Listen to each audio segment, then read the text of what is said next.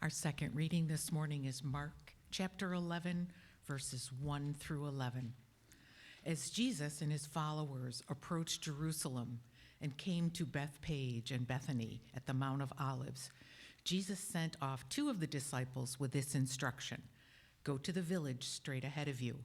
As soon as you enter it, you will find tethered there a colt on which no one has ridden. Untie it and bring it back.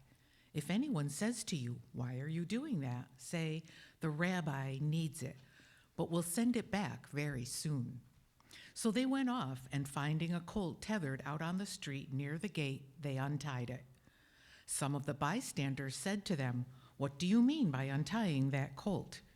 They answered as Jesus told them to, and the people let them take it. They brought the colt to Jesus and threw their cloaks across its back, and he sat on it. Many people spread their cloaks on the road, while others spread leafy branches on which they had cut from their field. And everyone around Jesus, in front or in back of him, cried out, "Hosanna! Blessed is the one who comes in the name of God. Blessed is the coming reign of our ancestor David. Hosanna in the highest." Jesus entered Jerusalem and went into the temple precincts. He inspected everything there. But since it was already late in the afternoon, he went out to Bethany, accompanied by the 12.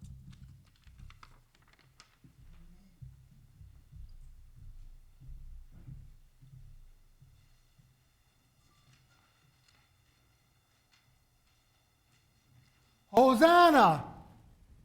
God save us. No kings.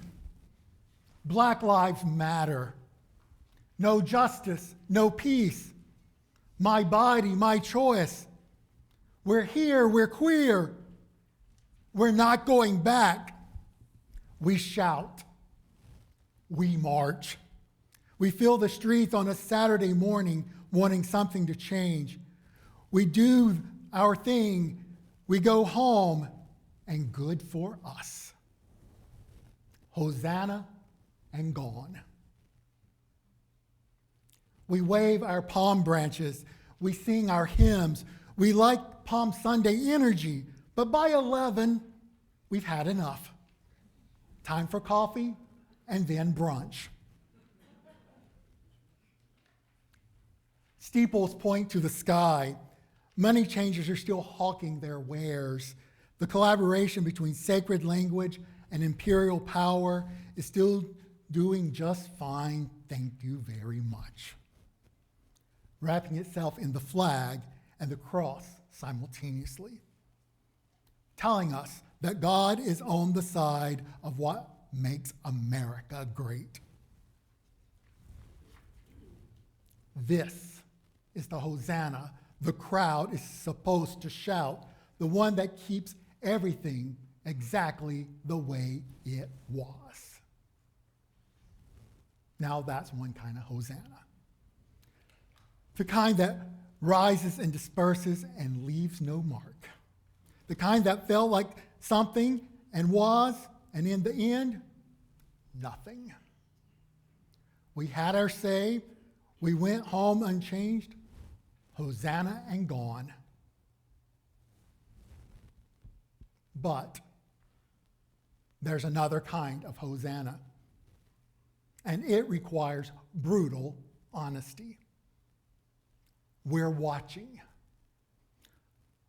children separated from their families at borders, watching libraries stripped of books, watching the very language of faith being conscripted into the service of cruelty and nationalism, watching the institutions we believed in choose their own survival over the people they exist to serve.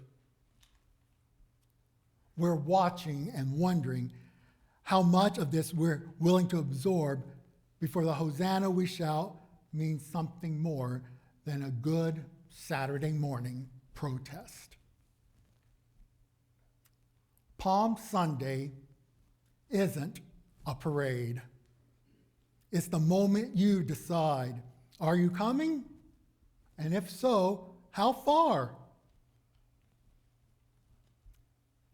In July 1848, women gathered in a borrowed church in Seneca Falls with hand-lettered notices and 2 days to say what mattered. That specific stubbornness of people who had decided they're done waiting. The newspapers mocked them, mocked the women for organizing. Most of the men who signed on to the declaration removed their names quietly, embarrassed by their own courage. But something began there that hasn't stopped. In 1853, a young woman named Antoinette Brown stood in a small congregation in South Butler, about an hour from here, and was ordained a minister in a tradition that became part of the United Church of Christ.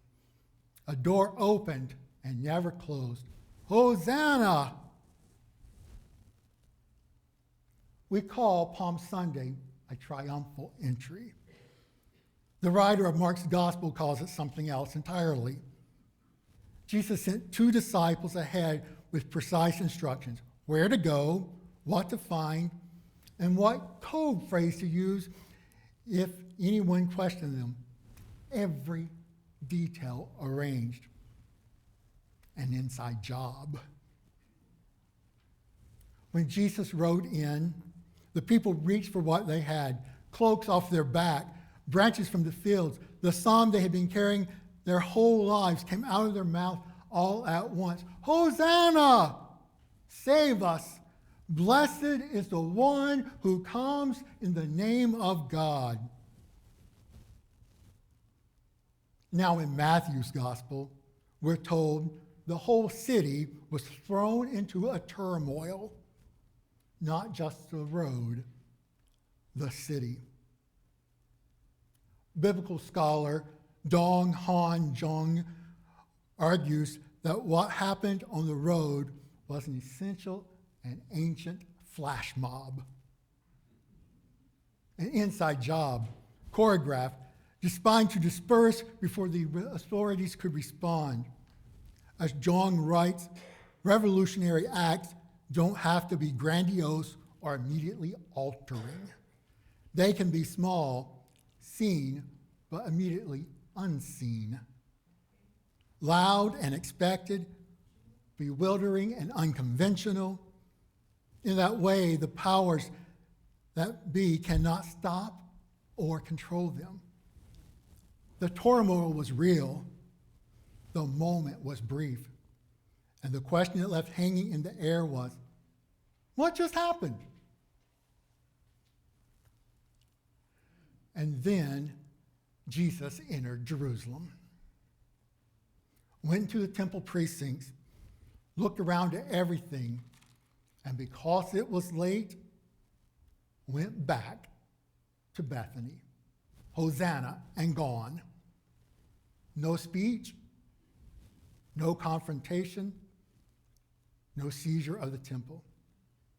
He looked at the money changers, the commerce, the collaboration of religion with empire, the sacred language used to keep the powerful comfortable and the poor in their place. He looked at it all. And Luke, who can't leave certain things unsaid, tells us that approaching the city he loved, Jesus wept over it. Not triumph, grief. The grief of someone who sees clearly what's being lost and loves it too much to pretend otherwise. Hosanna rose from the crowd, and then it was gone. And Jesus went back to Bethany. But Jesus went back to Jerusalem, not with an army, with the same love that rode in on a borrowed colt. All the way to the table where he broke bread with people who were about to betray and deny and abandon him. All the way to the garden where he asked if there was another way, all the way to the cross where the hosannas had long since faded and the crowd had long since scattered and the disciples had long last run. Jesus came back because this kind of love doesn't know how to stay gone. Not because it's invincible, because it keeps returning to the people, the places, and the world. It refuses to stop loving, even when the love leads somewhere that looks, to everyone watching, like the end. Two kinds of Hosanna. The one that rises and disperses and leaves, and the other that changes you because you meant it. Because you said, save us, you were willing to be part of the saving. Because you said no kings, you understood that it meant something about how you were going to live.